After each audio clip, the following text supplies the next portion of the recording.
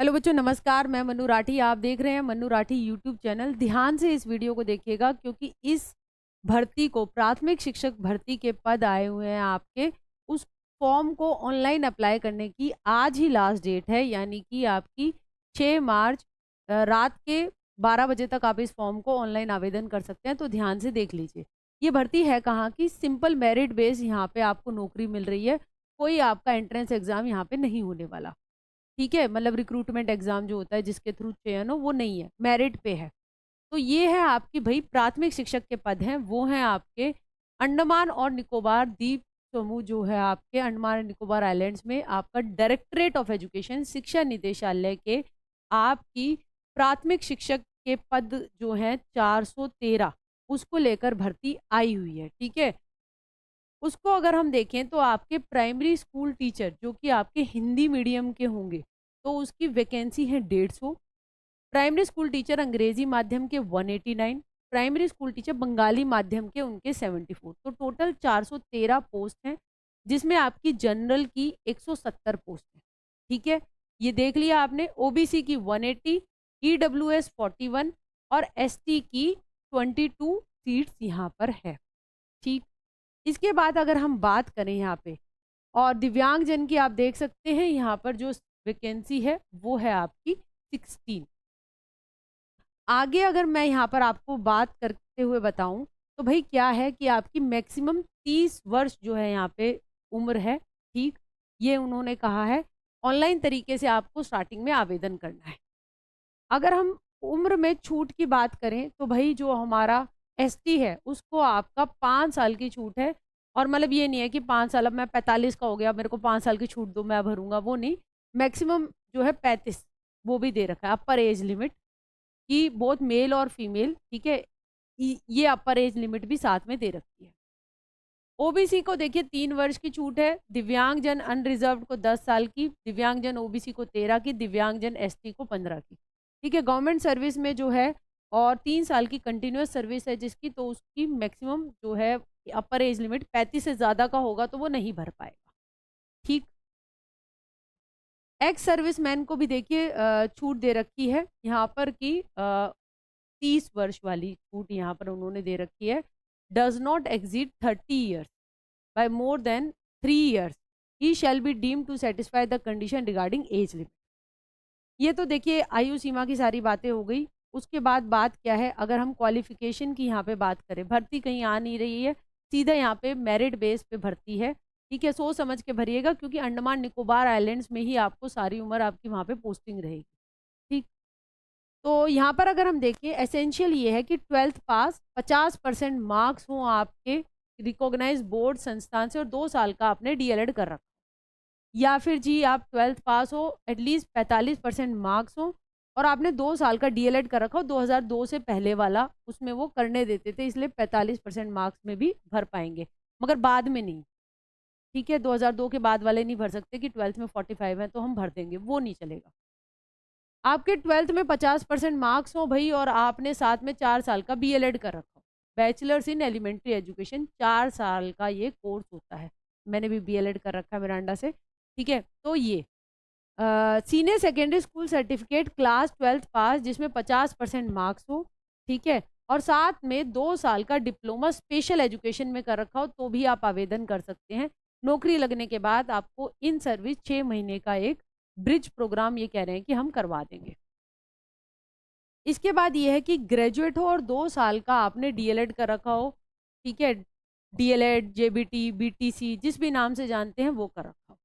साथ के साथ देखिए इन्होंने ये कहा है कि आपने पढ़ रखी और पास कर रखी हो हिंदी भाषा 8वीं स्टैंडर्ड या उससे ज़्यादा, तो ज़रूर आवेदन कीजिएगा कि आपने हिंदी पढ़ रखी है 8वीं तक मिनिमम, या उससे ज़्यादा पढ़ रखी है तो है ही हो, फिर तो हुई एलिजिबल। ठीक, इसके बाद आ गया आपका अगला, द कैंडिडेट ने पास कर रखा हो Hindi, Angrezi, Bengali, Tamil, Telugu as one of the language as a subject in class 10th, वो एप्लीकेबल होगा उस माध्यम में पढ़ाने के लिए। मैंने आपको कहा ना बंगाली माध्यम की, अंग्रेजी माध्यम की, हिंदी माध्यम की, अलग अलग प्राथमिक के पद हैं, तो वो ये यहाँ पर देख ले, उस अकॉर्डिंग वो भर पाएंगे। भाई आपका पेपर 1 सीटेट जो है वो क्वालिफाई होना चाहिए। ठीक है, जिसमें जनरल वाला 90 मार्क्स में क्वालिफाई करता है। ठीक है, आपका SC ST वो तो कहीं का भी चलेगा, तो वो 82 में हो जाता है, ठीक। OBC यहाँ पे ये केंद्र शासित प्रदेशों में, मतलब ये सेंट्रल गवर्नमेंट के अंडर ये जो है ये अंडमान वाली जाएंगी वैकेंसी, तो आपका सेंटर का सर्टिफिकेट होना चाहिए, ठीक। और भाई क्या बात है, और बाकी वही है कि RCI से आपका अप्रूव्ड हो, जो जिसने D.Ed स्पेशल एजुकेशन कर रखा है, बाकियों का NCT से अप्रूव्ड होना चाहिए, जो टीचर एजुकेशन प्रोग्राम वो कर रखा है और उसमें फिल कर रहे हैं, ठीक है। ये 6 महीने की ब्रिज कोर्स की बात मैंने आपको बता दी, अगर D.Ed स्पेशल एजुकेशन कर रखा है तो, ठीक। Reservation policy up to 5% in qualifying marks shall be allowed in candidate जो कि आपके ST OBC और दिव्यांगजन हैं, ठीक। अब क्या है भाई सिलेक्शन का क्राइटेरिया, ये टेबल देख लीजिए, ठीक है। देखिए इसमें क्या दे रखा है कि आपके मान लीजिए 10वीं के मार्क्स, ठीक है। जैसे मैं देखूं कि मेरे 10वीं के मार्क्स थे वो 426 थे, 500 में से थे, ठीक है। तो अब इसको निकालने के लिए क्या है स्कीम, 426 500 में से इंटू 10, ठीक है। तो ये आ गए हमारे 5 एकम 5 0 5 40 5 5 25 85.2, ठीक है ये, और यहाँ पे 8.52, तो मेरे मार्क्स हो गए 10 में से 8.5, ठीक है। बस ये है कि जो आपके मार्क्स, अब जैसे 500 में से मेरे 390 थे 12th में, तो 390 500 में से इंटू में 30 आ जाएगा, तो जो मार्क्स आएंगे वो यहाँ पे लिख दो। उसके बाद JBT के, ठीक है, JBT के थे 2200 में से हमारे BLED में मार्क्स होते थे, ठीक है। तो वो लिख देना, इंटू में 30 कर देना, ठीक है। मतलब जितने मार्क्स आपके कुल जितने में से इंटू ये जो है इसमें लिख के यहाँ पे आपके नंबर आ जाएंगे, और इन सबको टोटल करके 100 में से मेरिट लग जाएगी, ठीक है।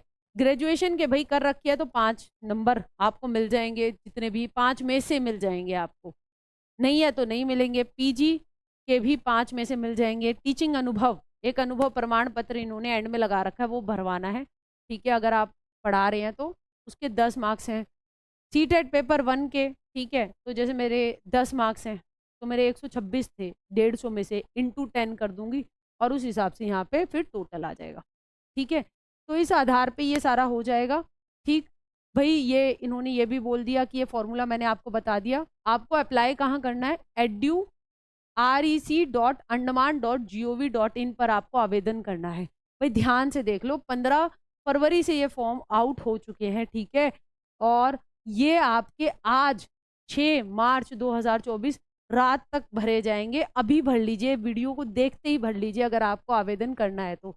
और एक बड़ी बात, जो खास बात है इन भर्ती की, ध्यान से देख लीजिएगा, ठीक है। ये डॉक्यूमेंट सारे आपने अपलोड कर दिए, ठीक है। इसके बाद फिजिकल वेरिफिकेशन होगी, आपको अपने सारे कागज लेकर, ठीक है, 9 तारीख को, ठीक है, या उससे बिफोर आपको यहाँ पे बुलाया जाएगा, ठीक है, अंडमान निकोबार पे। तो मतलब टिकट विकेट देख लेना, उस हिसाब से भरना कि आपको अपने सारे कागज लेके वहाँ जाकर फिजिकली सबमिट करवा कर दिखाने होंगे, उनको वेरीफाई करवाना होगा।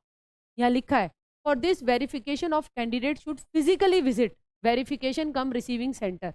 हार्ड कॉपी पोस्ट से या फिर प्रॉक्सी से वो अलाउ नहीं करेंगे। इसको लेकर देखिए इन्होंने जो बंदे हैं ना, वो भी पूरे नियुक्त कर रखे हैं कि जो कि इन डॉक्यूमेंट्स को वेरीफाई करेंगे, उनके भी पूरे नाम वगैरह, मतलब कि ये ऑफिसर्स होंगे। ये देखिए, ये रिसीविंग एंड वेरीफाइंग ऑफिसर्स, उनकी भी लिस्ट पूरी तैयार है। तो सोच समझ के भरिएगा अपना फॉर्म, ठीक। तो यही थी सारी जानकारी। अच्छी लगी हो तो मनु राठी यूट्यूब चैनल को लाइक कीजिए, सब्सक्राइब कीजिए और अपने दोस्तों में, पढ़ने वाले बच्चों में ज़रूर शेयर कीजिए। Thank you.